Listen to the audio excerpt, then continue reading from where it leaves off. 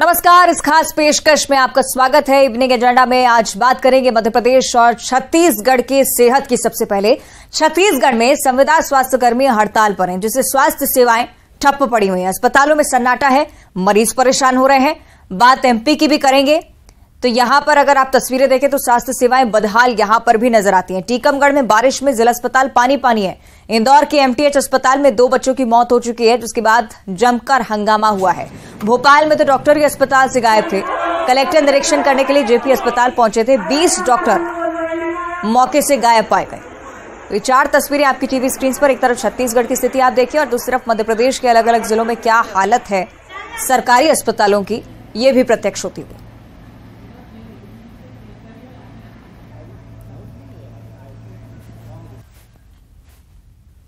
छत्तीसगढ़ के शासकीय अस्पतालों में इन दिनों सन्नाटा पसरा हुआ है। अस्पतालों में ना डॉक्टर हैं, ना नर्स हैं। नियमितीकरण सहित कई मांगों को लेकर प्रदेश के संविदा स्वास्थ्यकर्मी हड़ताल पर हैं और इनमें संविदा doctors, staff nurse, ward boy, lab technician हड़ताल पर शामिल हैं। स्वास्थ्य कर्मचारी के हड़ताल पर जाने से अस्पतालों में मरीजों की परेशानी भी बढ़ गई है। हड़ताल की वजह से मरीज भटकने को मजबूर हैं। स्वास्थ्य सेवाएं ठप्प हो गई हैं। प्रदेश के स्वास्थ्य कर्मचारी लंबे समय से सरकार से मांग कर रहे हैं, लेकिन मांगे पूरी न होने पर अनिश्चितकालीन हड़ताल पर चले गए। हड़ताल कब तक चलेगी ये स्पष्ट नहीं हो पाए, लेकिन जब तक ये हड़ताल चलेगी मरीजों की परेशानी जारी रहेगी, ये बात स्पष्ट है। हड़ताल कर रहे स्वास्थ्य कर्मियों ने साफ कहा है कि जब तक मांगे पूरी नहीं होंगी हड़ताल भी खत्म नहीं होगी। आप देख रहे हैं, ना सिर्फ मध्य प्रदेश में व्यवस्थाएं चरमराई हुई, लेकिन छत्तीसगढ़ की भी स्थिति आप देखिए, जहां पर स्वास्थ्यकर्मी हड़ताल की राह पर चुनावी साल अपनी मांगों को पूरा करवाना चाहते हैं और इस वजह से मरीजों को भारी परेशानियों का सामना करना पड़ रहा है। न सिर्फ छत्तीसगढ़ की राजधानी की अगर हम बात करें, बल्कि अलग अलग जिलों में भी इसी तरह की स्थिति, क्योंकि एकमुश्त होकर स्वास्थ्य कर्मियों ने हड़ताल शुरू की है। प्रदेश के संविदा स्वास्थ्यकर्मी जो कि तमाम मांगों को लेकर लगातार अनिश्चितकालीन हड़ताल पर बैठे हुए हैं। पहले भी कई बार सरकार से अपील की जा चुकी है मांगों को लेकर, लेकिन उसके बावजूद सरकार की तरफ से बातचीत का कोई रास्ता स्पष्ट होता हुआ नहीं नजर आया और इसी के चलते अस्पतालों में किस तरह से सन्नाटा पसरा हुआ है ये भी आप देखिए। एक तरफ ये तस्वीरें जहां संविदा स्वास्थ्य कर्मियों की भीड़ लगी हुई है और दूसरी तरफ ये तस्वीरें अस्पताल की, ताला लटका हुआ है, नो एंट्री का बोर्ड भी है। मरीज लगातार परेशान हो रहे हैं। सही युगल तिवारी का हम रुख कर लेते हैं, हमारे साथ लाइव जुड़े हुए हैं। युगल, छत्तीसगढ़ के जो अस्पताल हैं उनकी तो तस्वीर हम देख ही रहे हैं, लेकिन संविदा स्वास्थ्य कर्मियों की हड़ताल को लेकर क्या कोई स्पष्ट हो पाया रास्ता? क्या बातचीत की तरफ कोई पहल सरकार की तरफ से?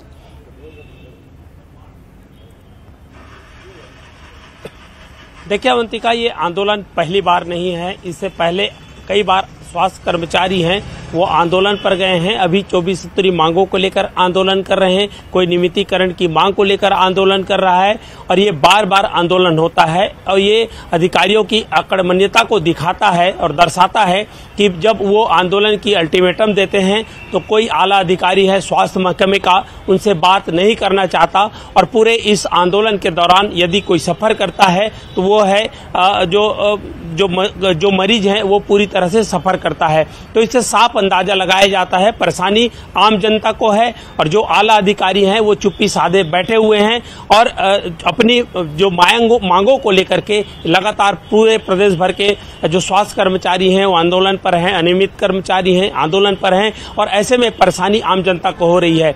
इससे पहले कई बार अल्टीमेटम दिया गया है, अगर इनकी नाराजगी इसी तरह की रही तो 2023 के विधानसभा के चुनाव में बिल्कुल इसका असर देखने को भी मिल सकता है। जरूरत इस बात की है कि जब ऐसे आंदोलनकारियों को बातचीत का रास्ता सरकार और विभाग है वो इख्तियार करे, तभी कोई जो हल है वो निकल सकता है।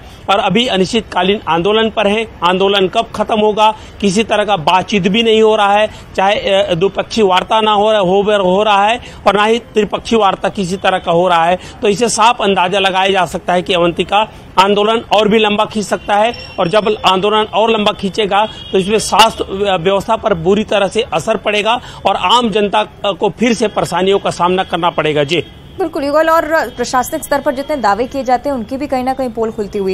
ये प्रशासनिक अधिकारी लगातार ये कहते हैं जैसी हड़ताल की बात सामने आती है कि मरीजों को परेशानी नहीं होगी, इसका ध्यान रखा जाएगा, लेकिन जमीनी स्तर पर जो स्थिति है वो भी हम चाहेंगे कि आप विस्तार से बताएं किस तरह से मरीज परेशान हो रहे हैं, क्या परेशानी आ रही है।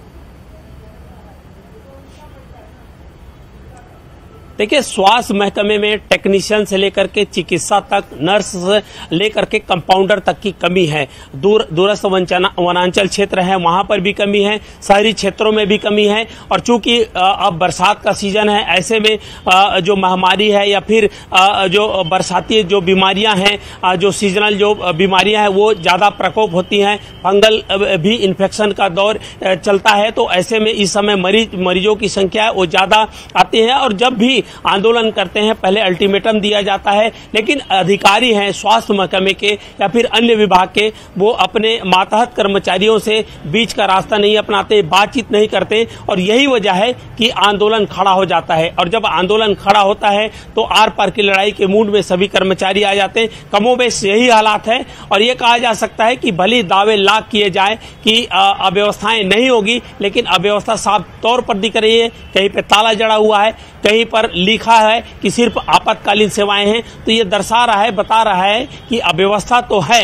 अब जरूरत इस बात की है कि इन अव्यवस्थाओं को जवाबदार अधिकारी दूर करे। अगर दूर नहीं हो रहा है तो इन आंदोलनकारियों से मान मनोबल करे। इनकी जो मांगे हैं जायज उनकी लगती है, उसे पूरा भी करना चाहिए, क्योंकि बार बार आंदोलन आम जनता के हित के लिए बेहतर नहीं कहा जा सकता। अवंतिका, बिल्कुल, सामाजिक स्तर पर तो जिस तरह की परेशानियां हैं युगल, हम और आप देख ही रहे हैं, लेकिन सरकार को भी इससे तकलीफ हो सकती है, क्योंकि चुनावी साल है। तमाम जो दल हैं वो चाहते हैं कि अपनी अपनी मांगे सरकार के आगे रखें और उसके बाद सरकार इस पर संज्ञान ले। अगर लंबे दौर तक बातचीत का रास्ता साफ नहीं होता है तो कहीं ना कहीं अन्य पार्टियों को भी लाभ मिलता है, और जो पार्टी सरकार में बैठी हुई है उसको भी कहीं ना कहीं हानि पहुंचती है।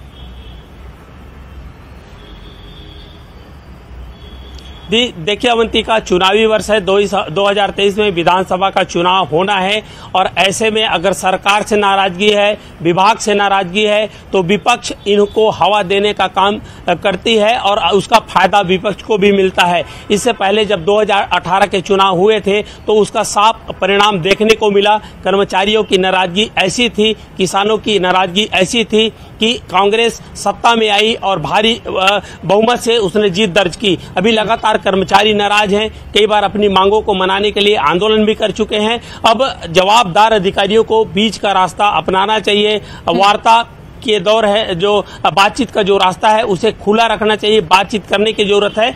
और अगर विपक्ष की बात करें तो विपक्ष इन मौकों की तलाश में तो है ही, और जैसे जैसे चुनाव नजदीक आएगा तो उन्हें साधने के लिए उन्हें किसी तरह का प्रलोभन भी दिया जा सकता है, उनकी मांगे माने भी जा सकती है। तो एक तरह से कहा जा सकता है कि चुनावी वर्ष में ये दांव पे चलते रहता है, राजनीतिक तो नुकसान भी हो सकता है। जी निश्चित, चलिए देखना होगा आगे क्या कुछ होता है। बहुत शुक्रिया आपका युगल इस पूरी जानकारी को साझा करने के लिए। तो एक तरफ छत्तीसगढ़ की स्थिति हमने आपको बताई और अब बात मध्य प्रदेश की कर लेते हैं। टीकमगढ़ में भारी बारिश का दौर लगातार चल रहा है। ये बारिश जिला अस्पताल के लिए मुसीबत बन गई है। जिला अस्पताल में पानी भर चुका है, इसकी वजह से मरीज और उनके परिजन लगातार परेशान हो रहे हैं। ये दृश्य आप देखिए, टीकमगढ़ के जिला अस्पताल का पानी भरा हुआ है। मरीज के साथ जितने भी अटेंडेंट्स वहां पर मौजूद हैं उनको भी परेशानी हो रही है, और मरीज जितने भर्ती हैं उनके लिए भी परेशानी का ये सबब। लेकिन जिला अस्पताल में ऐसी निर्मित स्थिति होती है तो क्या प्रबंधन इस पर पहले से संज्ञान नहीं ले सकता था? ये एक बड़ा सवाल होता है, क्योंकि जिला अस्पताल में अगर इस तरह की स्थिति है तो आप देखते हैं कि साल दर साल की स्थिति इसी तरह से बरकरार रहती है, क्योंकि इस पर सही समय पर संज्ञान नहीं लिया जाता। इंदौर के एमटीएच अस्पताल का भी जिक्र करेंगे, जहां पर आज जोरदार हंगामा हुआ है। अस्पताल में 2 बच्चों की मौत के बाद परिजनों ने बवाल काटा। परिजनों ने अस्पताल प्रबंधन पर लापरवाही का आरोप लगाया। हालांकि अस्पताल प्रबंधन ने कहा है कि दोनों बच्चे प्रीमैच्योर थे, इसी वजह से डेथ की सूचना सामने आई है। लेकिन घटना के बाद हंगामा देकर पुलिस और प्रशासनिक अधिकारियों को मौके पर पहुंचना पड़ा। उसके बाद जाकर मामला शांत हुआ। मैसेज मैंने भी ये देखा है कि 15 बच्चों की डेथ हो गई है, लेकिन जो वीडियो चल रहा है उसमें कहीं पर भी ऐसा नहीं दिखता है कि 15 बच्चों की डेथ हुई, ऐसा कोई बोल रहा है या वो है। परंतु खबर चल रही थी, इसीलिए कलेक्टर महोदय ने मुझसे कहा था कि आप जाके देख लें। मैंने आके यहाँ पे वही देखा है और डॉक्टर्स ने जो मुझे बताया वो मैंने आपको बताया है। अगर इसमें कुछ और ऐसा लगेगा कि कुछ और जांच करने की जरूरत है तो जांच की जाएगी, परंतु प्रथम दृष्टया जो स्थिति है वो आपके समक्ष है। कम से कम यहाँ से 20 से 25 बच्चे शांत हुए और एक ही प्रॉब्लम, बस सीने में दूध, फेफड़ों में दूध गया। तो इनके पास ये इसका अगर इलाज नहीं है तो इन्हें कम से कम ये तो बोलना चाहिए कि बाहर कर दो इनको अगर बाहर इलाज अगर करवाना अगर हो तो बाहर का इलाज। प्रशासन तो कह रहा है 2 बच्चों की मौत हुई। प्रशासन की आज के डेट में 3 से 4 बच्चों की मौत हुई है, ठीक, पर मंगलवार की बता रहा हूँ, मंगलवार के दिन एक साथ कम से कम 15 बच्चों की मौत हुई है। इसका कारण क्या बताया डॉक्टर? इसका कारण सिर्फ यही बताया मैडम ने कि फेफड़ों में दूध जला गया। मेरे को जैसा बताया वैसा दूसरे को बताया, तीसरे को वही बताया, ये प्रॉब्लम है। और शिकायत इसलिए नहीं करना चाहते क्योंकि यार डॉक्टर है कि अपना पेशेंट भी यहाँ पे है, तो कहीं पेशेंट को उल्टा सीधा ना हो जाए। क्या कारण है, क्या बताया जा रहा है? सर उन्होंने पाउडर दिया था, बोले इनसे दूध पिला, उस पाउडर से ही लगता है बीमार हो गई। सर मेरी बच्ची 2 किलो की थी, भी तो 1.5 किलो कहाँ से रह गई 2 दिन में? वजन तो बढ़ना। CMHO BF सेठिया भी यहाँ पहुंचे हुए जी, बताइए सर 15-20 बच्चों की मौत के आरोप लगा रहे हैं। नहीं गलत है ये। कितने बच्चों की मौत हुई? अभी एक बच्चे का सुना है, प्रीमेच्योर बच्चा। तो ये दूध का कारण बता रहे हैं? जो भी अभी पता चल जाएगा, फीडिंग राइट ट्यूब से करते प्रीमेच्योर बच्चे में। तो मंगलवार से लेकर अभी तक 20-25 बच्चे बता रहे हैं। नहीं, अब जो भी होगा रजिस्टर देख के पता चल जाएगा। क्या आदेश निर्देश आप दे रहे हैं? नहीं, ये क्योंकि मेडिकल कॉलेज के अंदर में आता है तो वो देंगे, डीन साहब देंगे या सुपरिंटेंडेंट देंगे, ये CMHO के अंडर में नहीं आता। और इसी मामले को लेकर MTH अस्पताल के डॉक्टर की तरफ से एक बयान सामने आया। डॉक्टर प्रीति मालपानी जो कि कह रहे हैं कि रोजाना 2 से 3 बच्चों की मौत होना सामान्य है। पिछले 6 दिनों में 20 बच्चों की मौत हुई है। जून महीने में 55 बच्चों की मौत हुई है। ये ऑफिशियली डॉक्टर प्रीति मालपानी की तरफ से बयान MTH अस्पताल की डॉक्टर।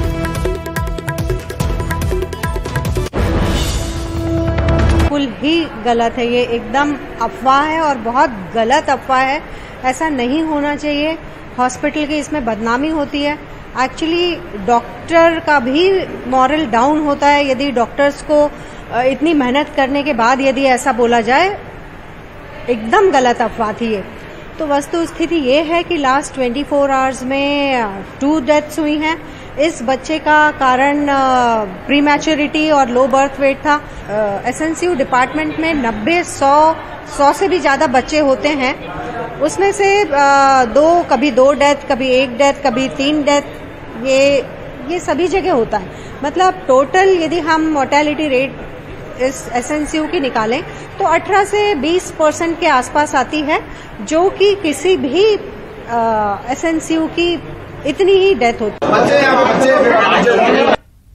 सहयोगी अरुण त्रिवेदी हमारे साथ लाइव जुड़ रहे हैं, उनका हम रुख कर लेते हैं। अरुण, लगातार आंकड़ों को लेकर संशय, इस पूरे मामले को लेकर एक तरफ परिजनों के गंभीर आरोप है, लेकिन दूसरी तरफ जो डॉक्टर प्रीति की तरफ से कहा जा रहा है कि सामान्य है ये आंकड़े, कितने सामान्य आपसे जानना चाहेंगे?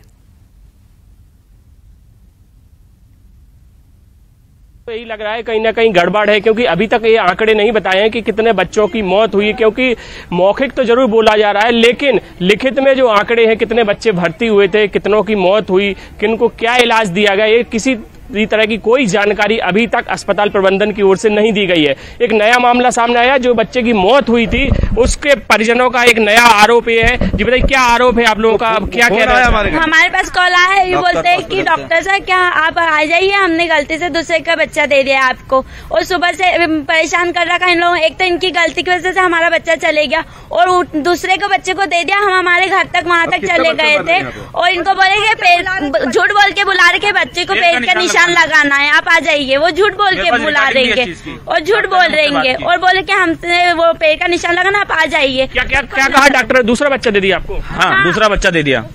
फोन ला के बोला कि आप आ जाइए, हमसे गलती हो गई है। मतलब आप हमसे प्लीज करके बोल रहे हैं, कि आप आ जाइए, हमारी गलती हो गई है, आप आ जाइए हमारे पास। तो आपका बच्चा नहीं है? नहीं है हमारा बच्चा। उन्होंने ऐसा वही देखेंगे, वही देखेंगे जिनने फोन लगा हुआ है, जिसका बच्चा वो पहचान है, वो डॉक्टर कैसे कह रहे आज हमने बच्चा गलती से दे दिया। ये तो रोने में लगे, अंदर से बच्चा दे दिया, और जब फोन लगा हम गीले हो रहे, बोले बच्चा गलती से दे दिया गया। हमने रास्ते में देखा, हम तो रोने में लगे थे, बच्चे को चेक भी नहीं करा, हम ऐसे ही लेके आ गए। वो पार्षद मोदी को हमने फोन लगा, भैया ये क्या लापरवाही, आप लोग सभी मीडिया के सामने थे, शोभा ओझा जी थी, जीतू पटवारी जी थे, इतनी सारे ये हुआ, उसके बाद फिर बोला फिर गलती लापरवाही। मतलब बच्चे मर रहे यहाँ पर, मतलब एक बच्चा मरा पड़ा, गलती दूसरा बच्चा दे दिया, हमारा बच्चा नहीं दिया, और बोला गलती हो गई हमारी। मतलब वो गीले हो रहे, पूरे पानी में ले गए। पिता को सूचना करी कि नहीं करी, ये भी क्या सुबह से ये, और वो जिसके वो यहाँ आए हॉस्पिटल में, जिसके वो तो कह रहे हैं राजू भदौरिया पार्षद है, वो तो कह रहे हैं आपने गलत खबर चला दी कि 15 बच्चे मर गए। ये जो कलेक्टर साहब को, अगर मेरी गलत खबर है तो मैं कहना चाहता हूँ कि फिर ये एक की जगह 2 दूसरा बच्चा कैसे हुआ, कैसे दिया।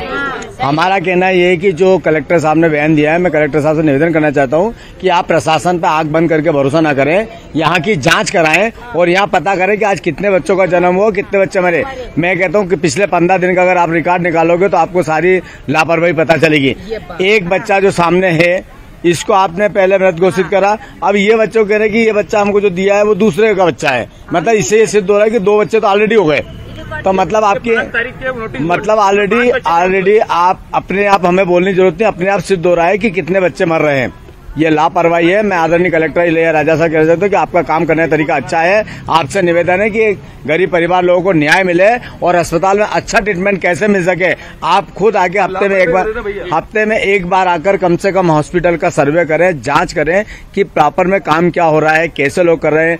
जितने लोग हैं आर्थिक स्थिति से कमजोर लोग इलाज कराने आते हैं, मजबूरी में आते हैं। बहुत जरूरी कि एमटीएच अस्पताल के खिलाफ जांच हो, किसी को अगर कोई लापरवाही पाई जाती है तो कार्रवाई हो। बहुत जरूरी अब ये हो चुका है। बहुत शुक्रिया। फिलहाल आप बातचीत जरूर जारी रखिएगा क्योंकि अब लगातार ये मुद्दा उठता जा रहा है, तो हो सकता है कि प्रशासनिक स्तर पर भी कार्रवाई इस पूरे मामले को लेकर हो।